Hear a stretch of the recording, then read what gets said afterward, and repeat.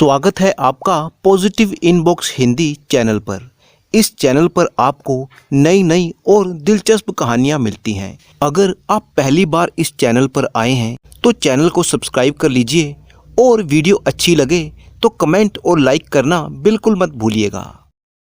ये कहानी सैकड़ों साल पुरानी है, जब मिथिला राज्य में गोनू झा नाम के एक व्यक्ति रहते थे।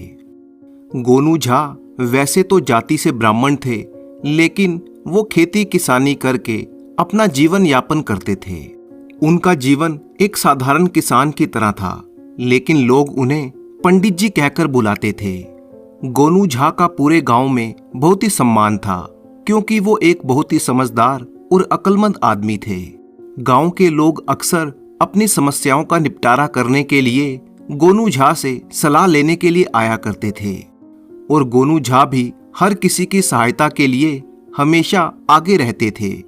गोनू झा के पड़ोस में एक दूसरा किसान रहता था, जिसका नाम था रामदीन।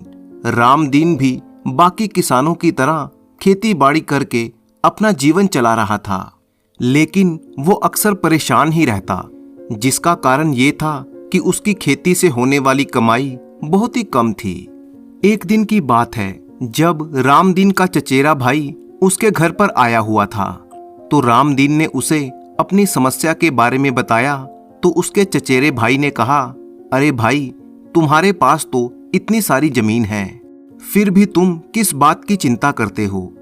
अगर तुम खेती ठीक से नहीं कर पा रहे हो तो तुम अपने ये खेत किसी और को सौंप दो, और वो तुमसे भी ज्यादा कमाई कर लेगा। लेकिन पता नहीं कि तुम इस खेत से कुछ कमाई क्यों नहीं कर पा रहे हो। रामदीन बोला, अरे भाई, दूर से देखने पर ऐसा ही लगता है कि जैसे सारी मेरी ही गलती है, लेकिन ऐसा नहीं है। मैं इस जमीन पर खूब मेहनत करता हूँ, लेकिन क्या करूँ, ये जमीन ऐसी ही है, इसमें तो कोई दम ही नहीं है। तो फिर उसके चचेरे भाई ने कहा, अगर ये बात है तो तुम इस जमीन को बेच दो। रामदीन बोला, नहीं भाई, मैं ये जमीन बेचना नहीं चाहता, ये तो मेरे पुरखों की दी हुई जमीन है। अगर मैंने इसे बेच दिया तो मेरे पुरखों की निशानी चली जाएगी। उसके भाई ने सलाह दी, तो तुम एक काम करो, तुम इस जमीन पर खेती के अलावा कोई दूसरा काम कर लो, जैसे गाय भैंसों का तबेला खोल दो। रामदीन बोला, तुम्हारी सलाह तो अच्छी है, लेकिन गाय और भैंस खरीदने के लिए मेरे पास धन नहीं है। और इस तरह से उस जमीन का उपजाऊ ना होना रामदीन के लिए एक बहुत ही बड़ी समस्या थी, जिसकी वजह से वो अक्सर परेशान ही रहता था। उसको इस तरह से परेशान देखकर उसकी पत्नी एक दिन उससे कहने लगी, आप हमेशा कुछ ना कुछ सोचते रहते हैं, कभी जमीन को लेकर तो कभी अपने परिवार को लेकर, लेकिन आप करते कुछ नहीं। सिर्फ सोचने से काम नहीं बनता, कुछ तो आपको करना ही पड़ेगा। भाग्यवान तुम ही बताओ कि मैं क्या कर सकता हूँ। ये मेरे पुरखों की जमीन है, इसलिए इसे बेचने का मेरा दिल नहीं करता, और कोई दूसरा काम मैं इस जमीन पर कर नहीं सकता, क्योंकि मेरे पास इतना धन नहीं है। उसकी पत्नी कहने लगी, इस तरह से सोचेंगे तो आपको कोई दूसरा रास्ता नजर नहीं आएगा। रामदीन कहने लगा, और मैं कर भी क्या सकता हूँ, सिवाय इस खेत के मेरे पास कोई दूसरा चारा भी नहीं है। उसकी पत्नी ने कहा, जो भी हो, आपको इस समस्या का कोई ना कोई हल तो निकालना ही होगा, क्योंकि हमारा बेटा भी अब बड़ा हो रहा है, हमें उसके भविष्य के बारे में सोचना चाहिए। ठीक है भाग्यवान, मैं जरूर कोई ना कोई रास्ता निकालता हूँ। अगले दिन रामदीन अपने खेत में निराश बैठा हुआ था, उसे कोई रास्ता नजर नहीं आ रहा था। वो अपने आप से कहने लगा, अब इस खेत में कुछ नहीं रखा, अगर मैं अपनी जिद पर अड़ा रहा तो मेरा सारा परिवार भूखा ही रह जाएगा। बिमला की बात बिल्कुल सही है, और अब मेरा बेटा भी बड़ा हो रहा है, तो मुझे उसके भविष्य के बारे में सोचना चाहिए। क्यों ना मैं इस खेत को बेच दूं, मैं जितनी देर करूंगा इस खेत का दाम उतना ही कम हो जाएगा। वैसे भी क्या पता इस खेत का अभी मुझे सही दाम मिल जाए। रामदीन खेत बेचने का फैसला करके अपनी पत्नी और अपने बेटे राजू को बताता है कि मैं ये खेत बेचने वाला हूँ।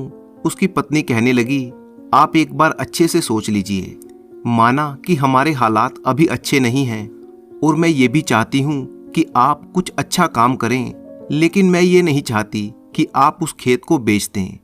उसका बेटा भी कहने लगा, पिताजी मैं भी यही चाहता हूँ कि आप ये खेत ना बेचें। इस खेत से हमारी बहुत सी यादें जुड़ी हुई हैं। आज तक इसी खेत ने हमें बचाए रखा है।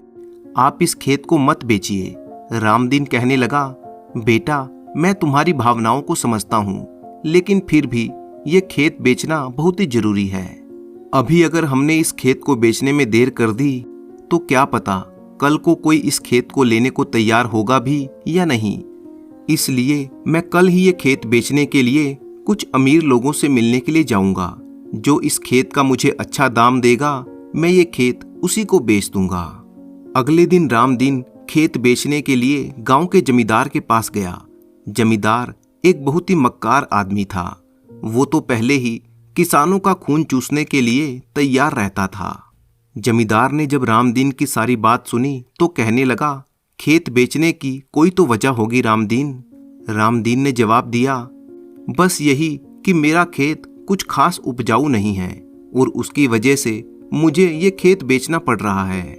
जमींदार बोला, जब तुम्हारा खेत उपजाऊ ही नहीं है तो उसे मैं लेकर क्या करूंगा। अरे जमींदार जी, आपके पास तो बहुत सा पैसा है, तो आप मेरे खेत में कोई दूसरा काम भी शुरू कर सकते हैं। जमींदार बोला, अरे मेरे पास चाहे जितना भी धन हो वो सब मैंने अपनी मेहनत से कमाया है और मैं उस धन को किसी बेकार खेत को खरीदने में नहीं लगा सकता।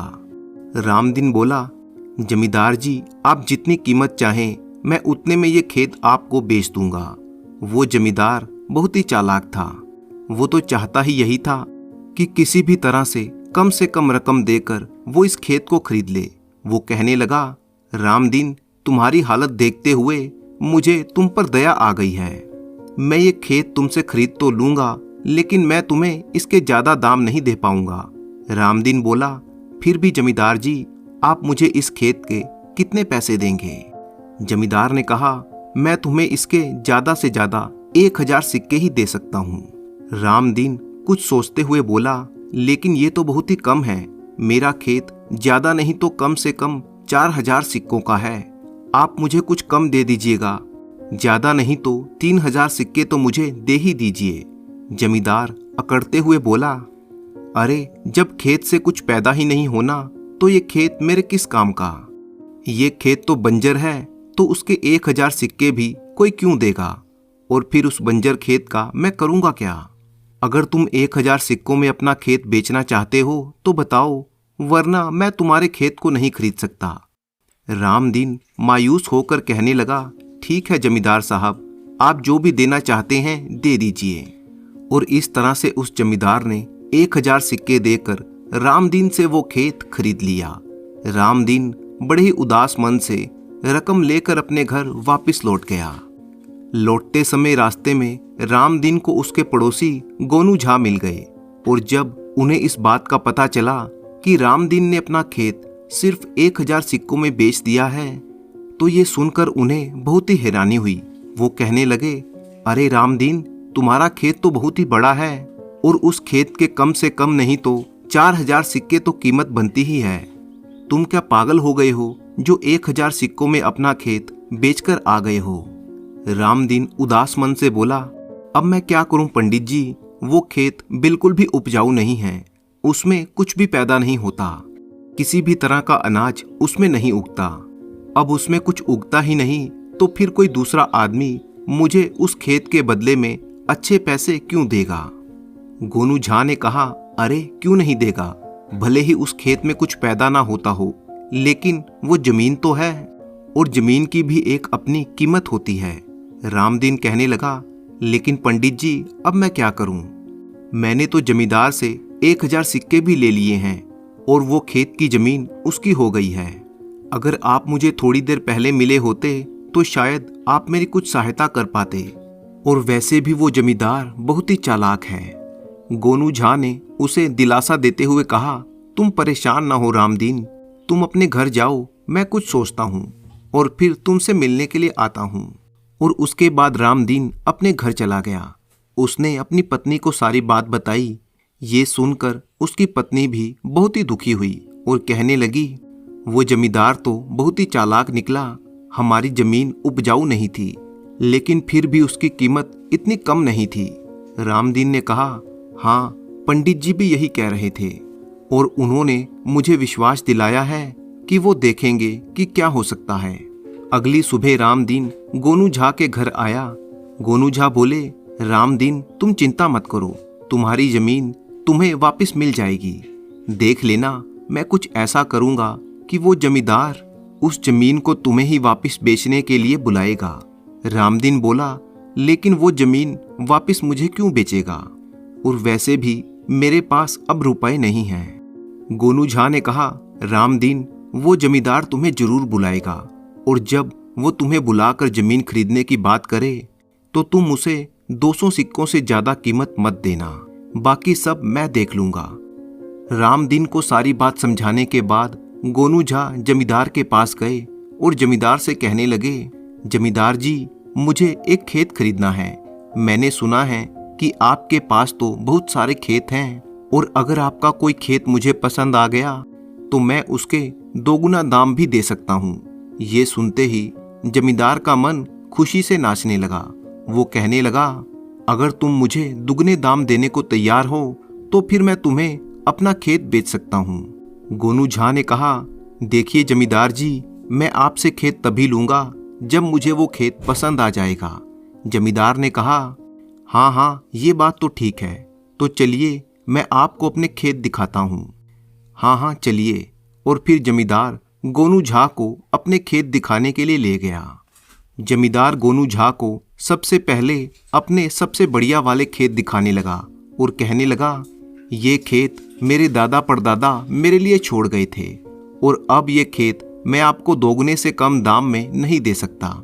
इस खेत की कीमत कम से कम 5000 सिक्के हैं। गोनू झा बड़ी चालाकी से अपनी पंडिताई दिखाते हुए कहने लगे, अरे, आपका यह खेत तो वास्तुशास्त्र के हिसाब से बहुत ही अच्छी दिशा में है और इस खेत की वजह से ही आप माला माल बने हुए हैं, लेकिन अब मुझे भी माला माल बनना है।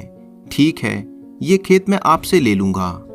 ये सुनते ही जमींदार एक पल के लिए सोच में पड़ गया और सोचने लगा, जब से ये खेत मुझे मिला है सचमुच मेरी बहुत ही तरक्की हुई है। हो सकता है कि इसी खेत की वजह से मेरा जीवन अच्छा चल रहा है।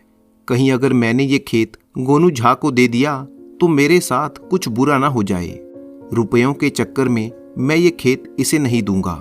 जमींदार को गहरी सोच में डूबा हुआ देखकर गोनू झा ने कहा, जमींदार जी, किस सोच में डूब गए आप? जमींदार ने कहा, अरे नहीं नहीं पंडित जी, मैं आपको ये खेत नहीं बेच सकता। मैं तो आपको ये खेत सिर्फ दिखाने के लिए ही लाया था। ये खेत मैं आपको नहीं दूंगा, मैं आपको कोई दूसरा खेत दे दूंगा। और फिर जमींदार गोनू झा को एक दूसरे खेत पर ले गया। दूसरे खेत पर जाकर भी गोनू झा ऐसी ही बातें करने लगे और फिर जमींदार ने वो खेत भी गोनू झा को बेचने से मना कर दिया। और तब गोनू झा खींचते हुए कहने लगे, जमींदार जी, लगता है आपका मन खेत बेचने का नहीं है। जमींदार ने जवाब दिया, नहीं नहीं, ऐसी बात नहीं है, मैं आपको खेत बेचना चाहता हूँ, इसीलिए तो मैं आपको एक से एक बढ़िया खेत दिखा रहा हूँ। गोनू झा ने ऐंठते हुए कहा, अच्छा तो जल्दी दिखाइए, शाम होने वाली है। अगर आपने मुझे खेत नहीं दिया तो मैं किसी दूसरे गांव में जाकर खेत खरीद लूंगा। और फिर जमींदार गोनू झा को उस खेत पर ले गया जो उसने रामदीन से खरीदा था और कहा, ये देखिए, ये खेत बहुत ही बढ़िया है, आप इस खेत को खरीद लीजिए, और वो भी बिना किसी चिंता के। गोनू झा ने उस खेत को देखा और अजीब सी शक्ल बनाने लगे, जैसे वो इस खेत को देखकर खुश ना हों। जमींदार कहने लगा, क्या हुआ पंडित जी, ये खेत तो बहुत ही अच्छा है, आप इसे ले लीजिए। गोनू झा झल्लाते हुए कहने लगे, अरे, ये खेत लेकर क्या मैं अपने जीवन को खराब कर लूं? जमींदार बोला, क्या हुआ, आपको ये खेत पसंद नहीं आया? गोनू झा ने जवाब दिया, नहीं, बिल्कुल भी नहीं, मैं ये खेत कभी नहीं लूंगा। ये खेत एक गलत दिशा में है और अगर मैं गलत नहीं हूं तो ये खेत बिल्कुल बंजर है, इस पर कुछ भी पैदावार नहीं होती। पूरा साल मेहनत करने के बाद तब जाकर बहुत थोड़ा सा अनाज पैदा होता है। क्यों, मैं सही कह रहा हूं ना? गोनू झा की बात सुनकर जमींदार चौंक गया और सोचने लगा, अरे इन्हें ये सब कैसे पता? जो कुछ भी ये बता रहे हैं बिल्कुल सच है। इसके बाद गोनू झा कहने लगे, ये खेत जिसके पास भी होता है वो हमेशा परेशान ही रहता है। कुछ समय के बाद तो उसे खाने के भी लाले पड़ जाते हैं। मुझे तो समझ में नहीं आ रहा कि इस खेत के आने के बाद जमींदार जी आप अभी तक इतने मालामाल कैसे बने हुए हैं। यानी कि ये खेत आपके पास अभी नया नया ही आया है। जमींदार बोला, हाँ ये खेत मैंने अभी 2 दिन पहले ही खरीदा है। गोनू झा मुंह बनाते हुए कहने लगा, बस अब आप कुछ 6 महीने रुक जाइए, ये खेत तो क्या आपको अपने बाकी सभी खेत बेचने पड़ जाएंगे। जमींदार बोला, ऐसा मत कहिए पंडित जी, बल्कि मैं तो कहता हूँ कि आप मुझे इसका कोई उपाय बताइए कि मुझे क्या करना चाहिए। गोनू झा ने कहा, आपने ये खेत बहुत ही कम दामों पर खरीदा होगा। मतलब कि इस खेत की कीमत अगर 4000 सिक्के होगी तो आपने शायद 1000 सिक्कों में ये खेत लिया होगा। अब तो जमींदार की हैरानी की कोई सीमा ना रही।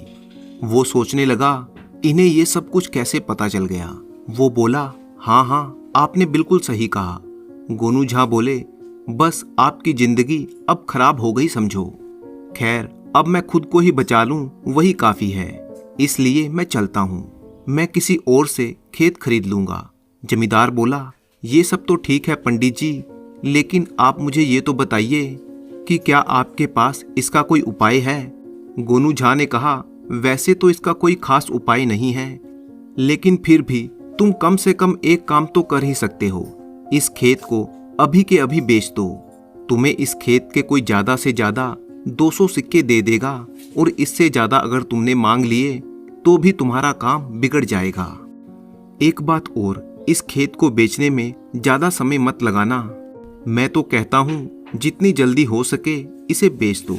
अगर कल की जगह आज ही बेच सको तो आज ही बेच दो। जमींदार बोला, लेकिन इतनी जल्दी ये खेत मैं किसे बेचूंगा। गोनू झा ने कहा, अरे जिससे खरीदा है उसी को बेच दो, और आज के आज ही बेच दो तो तुम्हारा बेड़ा गर्क होने से बच जाएगा। और हाँ, अब मुझे मत रोकना, मैं तो जा रहा हूँ, कोई दूसरा खेत देखूंगा। इतना कहकर गोनू झा वहां से चले गए।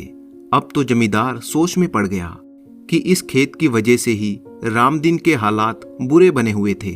अगर मैंने ये खेत जल्दी नहीं बेचा तो मेरा जीवन भी खराब हो जाएगा। इससे बढ़िया तो ये है कि मैं जल्दी से जल्दी रामदीन को बुलाकर ये खेत उसी को बेच देता हूँ। इसके जो भी दाम मिल जाएंगे वो अच्छा है। जमींदार ने उसी समय रामदीन को बुलाया और उसे खेत बेचने की बात कही। जमींदार कहने लगा, देखो रामदीन, ये खेत तुम्हारे पुरखों की निशानी है और मैं चाहता हूँ कि ये खेत तुम ही मुझसे ले लो। रामदीन ने कहा, लेकिन जमींदार जी, अब तो मेरे पास ज्यादा पैसे नहीं हैं। इस समय तो मैं इस खेत के सिर्फ 200 सिक्के ही दे सकता हूँ। जमींदार ने कहा, हाँ कोई बात नहीं, तुम 200 सिक्के ही दे दो, लेकिन ये खेत मुझसे ले लो। और फिर वो खेत रामदीन का हो गया। अब रामदीन बहुत ही खुश था। उसने पैसे दिए और अपना खेत ले लिया। इसके बाद वो सीधा गोनू झा के पास गया और उन्हें धन्यवाद देने लगा और कहने लगा, पंडित जी, आपकी वजह से ही मेरा खेत मुझे मिल गया और अब मेरे पास 800 सिक्के भी हैं। गोनू झा ने कहा, इसमें धन्यवाद कैसा रामदीन, पड़ोसी होने के नाते मैंने तुम्हारी सहायता की। अब तुम एक बात याद रखना कि हालात से घबराकर इस तरह से फैसला नहीं लेते। अगर तुम खुद अपने फायदे नुकसान को नहीं समझोगे तो कोई दूसरा भी तुम्हारे फायदे नुकसान की परवाह नहीं करेगा, बल्कि दूसरा तो तुम्हारा नुकसान ही करेगा। रामदीन ने कहा, मैं अब समझ गया हूँ पंडित जी कि हालात जैसे भी हों, हमें अच्छी तरह से सोच समझ कर ही कोई भी फैसला लेना चाहिए।